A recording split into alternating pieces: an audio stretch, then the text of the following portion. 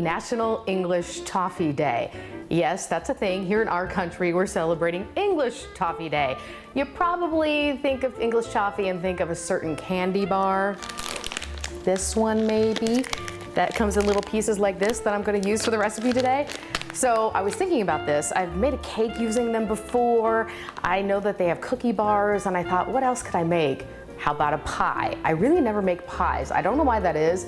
We actually had lots of pies in my family growing up, but I just don't make them that often. So I'm making a super easy one that you don't even need to bake. You only need a few ingredients. It's one that's gonna pack a flavor punch, but really require minimal effort. And I love those types of recipes. So let's get started. We're making an English toffee pie.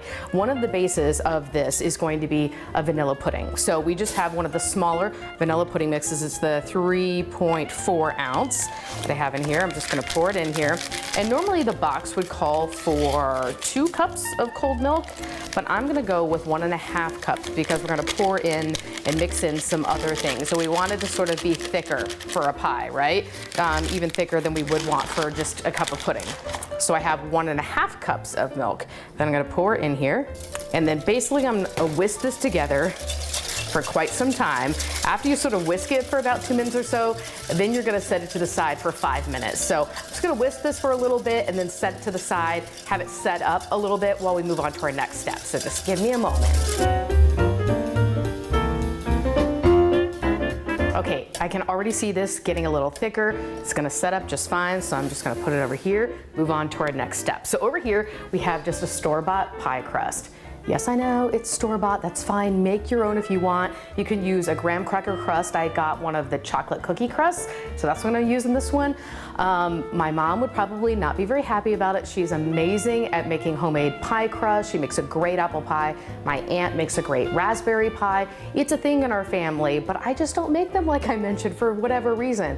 This will do you just fine. Then you're just gonna get some caramel sundae topping, whatever kind you like, and measure out about 1/3 cup. I did spray some non-cooking or non-sticking cooking spray, that's what it is, non-stick cooking spray, into the cup because if you remember, that's a trick of getting sticky things to sort of come out smoothly. So hopefully that works. We're just gonna pour this in the bottom of the cookie crust. Just make sure that it gets all spread along the bottom. And this is gonna be so good in there. Okay, spread it all the way out to the edges.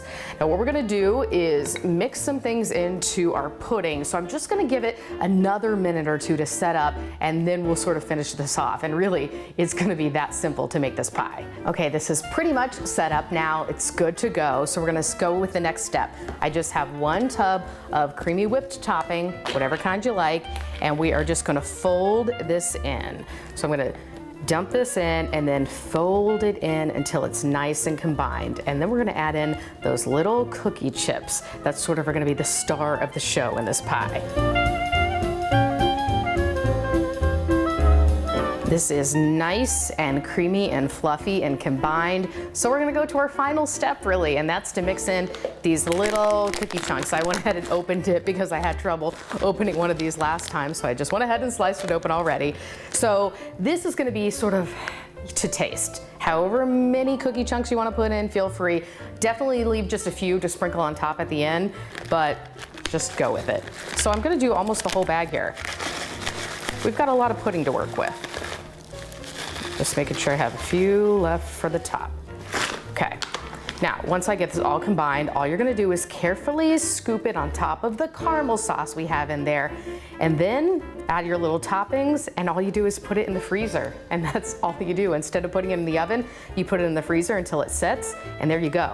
Okay, I'm gonna scoop this in, fill it up, and then what I'm gonna do, just to give, again, a little nod to what it is, you know how I love to do that, I'm gonna take these last few chunks, sprinkle them on top, and then why not, a couple of drizzles of caramel.